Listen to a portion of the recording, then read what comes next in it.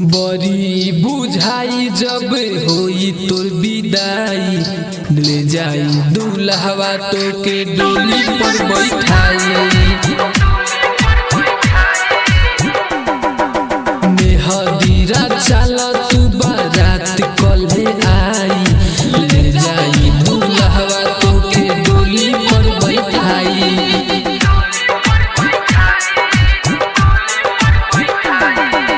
बड़ी बुझाई जब होई तोर विदाई, ले जाई दूल्हवा तो के डोली पर बैठाई।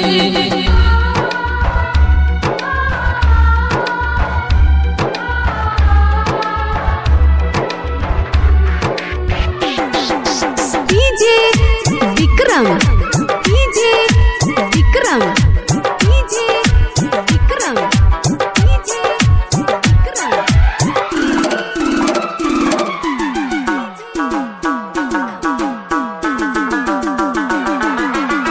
जातारू करे जा हमार काहे के करे जरे, जाके सजैहा अपन पियवा के से जरे।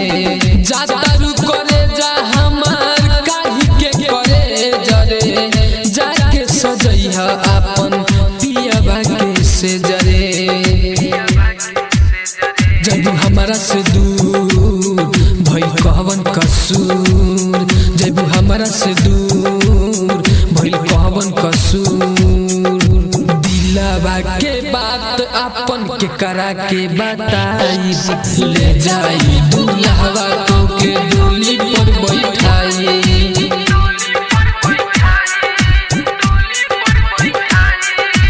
बड़ी बुझाई जब होई तोर विदाई, ले जाई दूल्हवा तो के डोली पर बैठाई।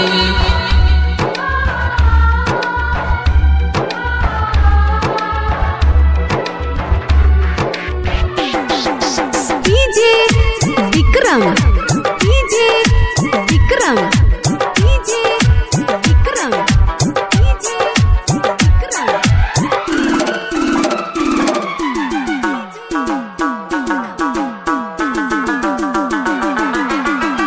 राइटर पदम प्रभात खुश गोरी रखी, हमारा से बात अब करी तोरे सखी। चंदन यादव खुश गोरी रखी, हमारा से बात करी गोरी तोरे सखी। कहतानी सुन और करबतिया के गौर, कहतानी सुन और करबतिया के गौर। सोनू सवरिया के प्यार ई रूठाई, ले जाई दूल्हवा तो के डोली पर बैठाई।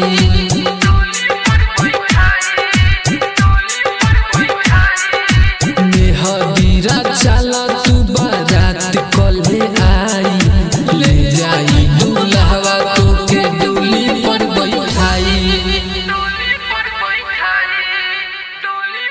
एक की रिकॉर्डिंग स्टूडियो गोविंद चक।